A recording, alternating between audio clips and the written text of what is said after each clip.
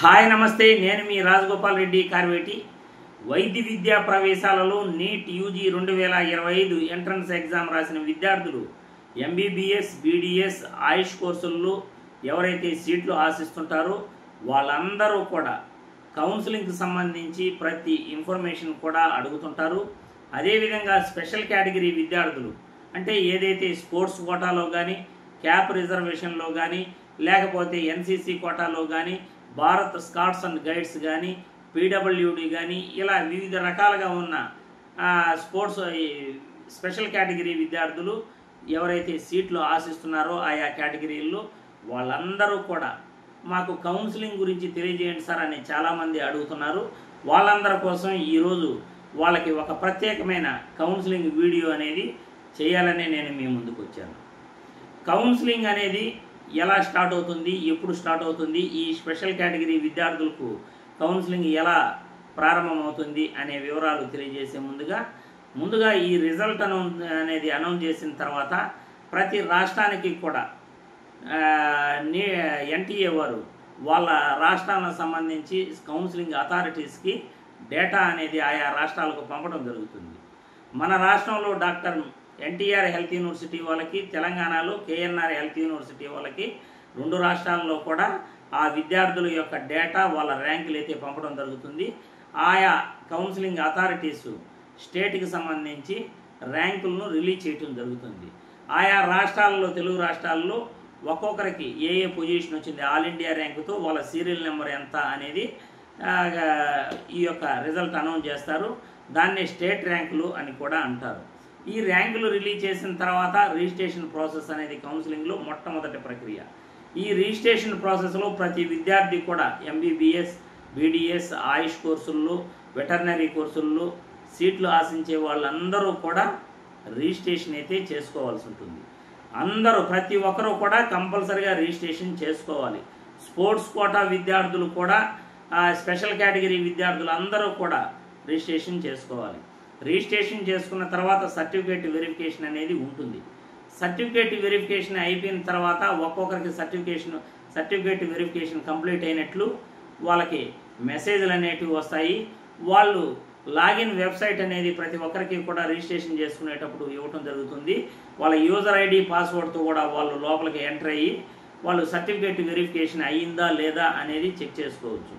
Certificate verification అంతా process అయిపోయిన తర్వాత ప్రతి ఒక్కరికి కూడా ప్రొవిజనల్ అలాట్మెంట్ లెటర్స్ అనేటివి ప్రతి ఒక్కరికి ఏ కళాశాలలో సీటు వచ్చింది అనేది మొదటి కౌన్సిలింగ్లో సీట్ల అలాట్మెంట్కి సంబంధించి మొట్టమొదట ఎంబీబీఎస్కి సీట్లు అలాట్ చేస్తారు.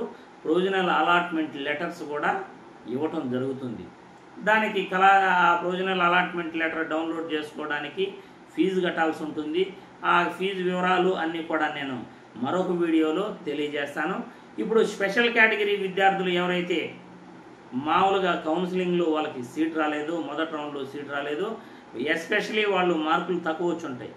చాలామంది కూడా కొంతమంది మార్కులు ఎక్కువ వచ్చి ఉంటాయి, తక్కువ వచ్చి ఉంటాయి. వాళ్ళందరూ కూడా ఈ స్పెషల్ కేటగిరీకి రిజర్వేషన్కి సంబంధించి వాళ్ళు మాకు మంచి కళాశాలలో సీటు వస్తుంది అని చాలామంది కూడా ఎక్స్పెక్ట్ చేస్తారు.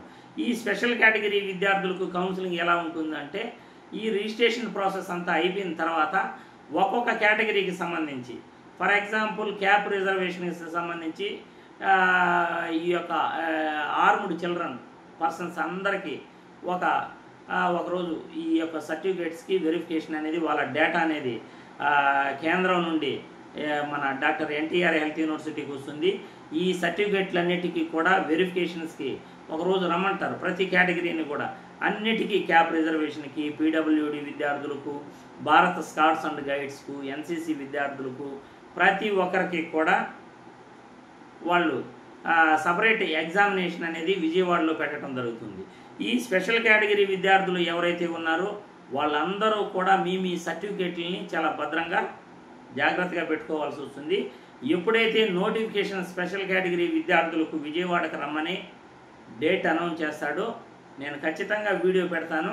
ఆ వీడియో పెట్టినప్పుడు మీ దగ్గర ఉన్న సర్టిఫికేట్లన్నీ మీరు ఏదైతే ఏ కేటగిరీలో మీకు సీటు ఆశిస్తున్నారో ఆయా కేటగిరీకి సంబంధించి ఆయా డేట్లలో మీరు విజయవాడకి వెళ్ళేసి డాక్టర్ ఎన్టీఆర్ హెల్త్ యూనివర్సిటీలో ఎగ్జామినేషన్ అనేది చేసుకోవాల్సి ఉంటుంది.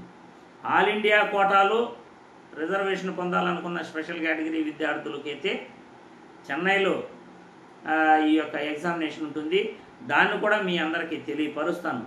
అది కూడా ఆల్ ఇండియా కోటాకు సంబంధించి స్టేట్ కౌన్సిలింగ్ సంబంధించి ఈ యొక్క స్టేట్ కౌన్సిలింగ్లోనే క్యాప్ రిజర్వేషన్ కానీ, భారత స్కాట్స్ అండ్ గైడ్స్ కానీ, ఆయా రాష్ట్రాల్లో ఆయా రాష్ట్ర విద్యార్థులకే సీట్లు అనేటివి ఉంటాయి. ఒక పీడబ్ల్యూడి విద్యార్థులకు మాత్రమే ఆల్ ఇండియా కౌన్సిలింగ్లో ఈ యొక్క కౌన్సిలింగ్ సీట్ అలాట్మెంట్ అనేది వాళ్ళకి సపరేట్ ఎగ్జామినేషన్ జరిపి సీట్ అలాట్మెంట్ అనేది ఇస్తారు.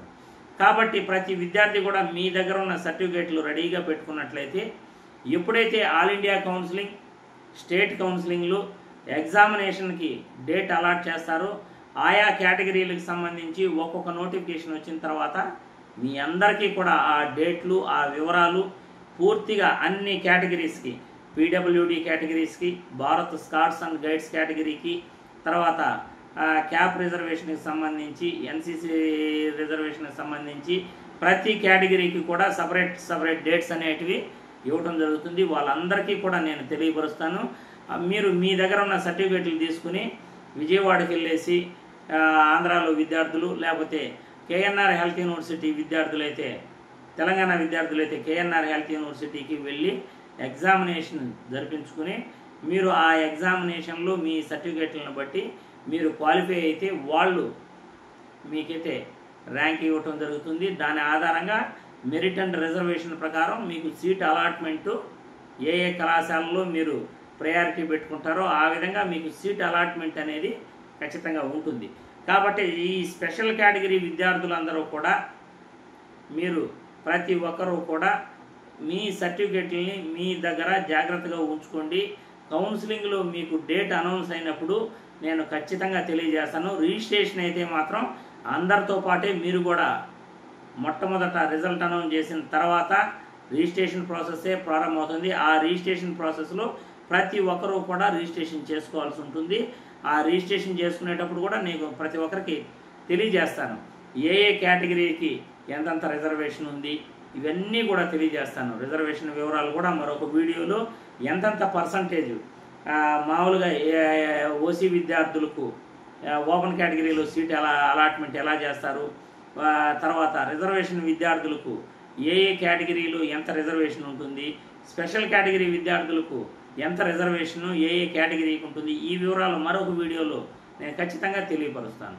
కాబట్టి స్పెషల్ కేటగిరీ విద్యార్థులు కంగారు పడాల్సిన పని లేదు. మీరు మీ దగ్గర ఉన్న సర్టిఫికేట్లు జాగ్రత్తగా పెట్టుకుని ఆ డేట్ కౌన్సిలింగ్లో అనౌన్స్ చేసినప్పుడు మీరు ఎగ్జామినేషన్కి వెళ్ళాల్సి ఉంటుంది. ఆ ఎగ్జామినేషన్కి వెళ్ళిన తర్వాతే మీరు క్వాలిఫై అయితే మెరిట్ అండ్ రిజర్వేషన్ ప్రకారం మీకు సీట్ అలాట్మెంట్ చేస్తారు.